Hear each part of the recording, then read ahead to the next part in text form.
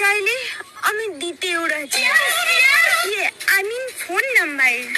আর বলছি বৌদি ব্যাকগ্রাউন্ডে এরকম আওয়াজ হচ্ছে কেন? বলছি এটা কি মিয়া খালিফার আওয়াজ নাকি রাত্রে রেকর্ড করেছিলে? তো হ্যালো গাইস, কেমন আছো সবাই? আশা করি সবাই আছো ভালো। তো গাইস, সোশ্যাল মিডিয়া হলো এমন একটা জিনিস যেখানে সবাই নিজের ট্যালেন্ট দেখিয়ে ফেমাস হয়ে থাকে। কিন্তু আজ আমরা কথা বলবো এমন একজন বৌদিকে নিয়ে যে নিজের ট্যালেন্ট নয়, নিজের নাভি দেখিয়ে ফেমাস হয়েছে। তো গাইস চলো বেশি সময় নষ্ট না করে তার নাভি দেখা যাক। চলো।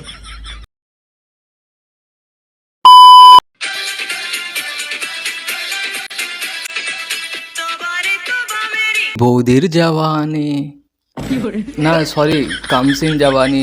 আবে ভকাচোদা এডিটার, গানটা মিউট করেছিস কেন? সরি বৌদি, সরি, আমার এডিটারই চুতি, আমার কোনো দোষ নেই। ঘটনা এমনি ঘটে না।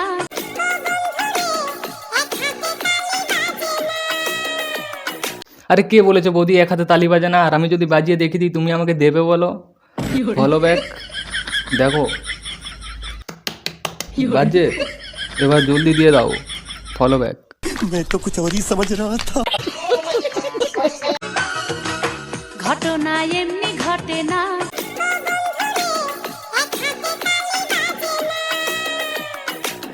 তো গাইস এই ভিডিওটাতে আমি কিছু বলবো না। বৌদির নিচে বৌদির ভিডিওর নিচে যে কমেন্টগুলো আছে চলো সেগুলোই দেখবো, যে বৌদিও কত সুন্দর সুন্দর কমেন্ট করেছে সবাই।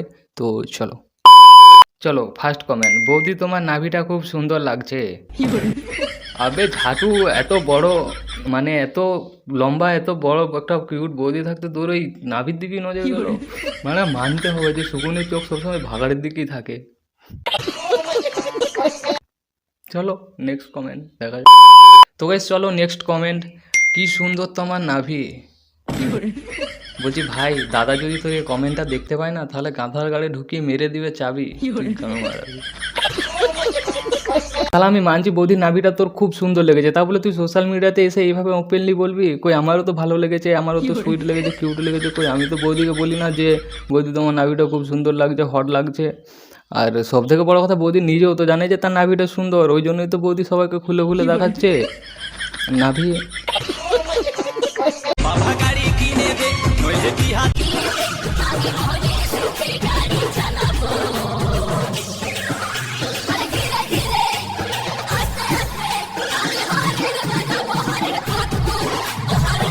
বলছি বৌদি, তোমার যদি এতই গাড়ি চালানোর শখ, এতই হরেন বাজানোর শখ, তাহলে তো তুমি এক কাজ করতে পারতে, তুমি তো দাদাকে বিয়ে না করে দাদার বোনকে বিয়ে করে নিতে পারতে।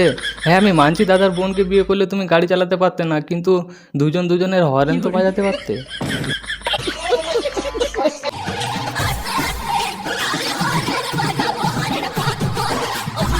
তো গাইস আমি প্রথমে ভেবেছিলাম যে বৌদির মধ্যে অনেক এক্সপিরিয়েন্স আছে, কিন্তু এই ভিডিওটা দেখার পর আমি কনফার্ম হয়ে গেলাম যে বৌদির মধ্যে শুধু এক্সপিরিয়েন্সই নয়, বৌদির মধ্যে অনেক কিছুই আছে ব্যাঞ্চোদ। আর বৌদির হরেন বাজানোর স্টাইল দেখে আমার মনে হচ্ছে যে দাদা হরেন বাজাক আর নাই বাজাক, বৌদি নিজের হরেন বেশ ভালোই বাজাতে পারে। আর কি লিখে আছে, কে কে গাড়ি চালাবে? আরে কেন বৌদি, তুমি কি টেস্ট ড্রাইভ দিচ্ছ সবাইকে? না, যদি দিয়ে থাকো তাহলে সবার আগে আমার নামটাই লিখবে, কারণ আমি চাই গাড়ি কেনার আগে আমি একবার টেস্ট ড্রাইভ নিয়ে নিই। আর সব থেকে বড়ো কথা, আমি আর কিছুদিন পর তো গাড়ি কিনতে চলেছি, সো টেস্ট ড্রাইভ নিয়ে নেবো, বেশ ভালোই এক্সপিরিয়েন্স থাকবে। সো যদি দাও তাহলে সবার আগে আমার নামটাই লিখো। হ্যাঁ তুমি নিতে চাইলে আমি দিতেও রাজি। I mean phone number. আরে বৌদি, আমি তো অনেক দিন থেকেই নেবার ধান্দায় ছিলাম, কিন্তু তুমি তো দিচ্ছিলেই না নাম্বার। কিন্তু আজ যখন নিজের থেকেই দিচ্ছ তাহলে সবার আগে আমি নেব, আমি এক সেকেন্ডও মিস করবো না। সো জলদি দিয়ে দাও নাম্বার।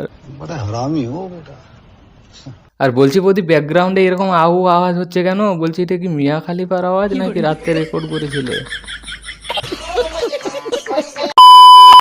তো হ্যালো গাইস, আজকের জন্য এটুকু। যদি ভিডিওটা ভালো লাগে তাহলে লাইক কমেন্ট শেয়ার সাবস্ক্রাইব করে নাও। আর হ্যাঁ, এই ভিডিওটা শুধুমাত্র মজার জন্য, আমার বৌদির সাথে কোনো হেড নেই, আর বৌদিকে পার্সোনালি কোনোভাবে কোনো কিছু কথা বলতেও চাইনি। সো মজা হিসাবে নাও সবাই, মজার জন্য ভিডিওটা বানানো। সো জলদি দেখাচ্ছি নেক্সট ভিডিওতে, বাই।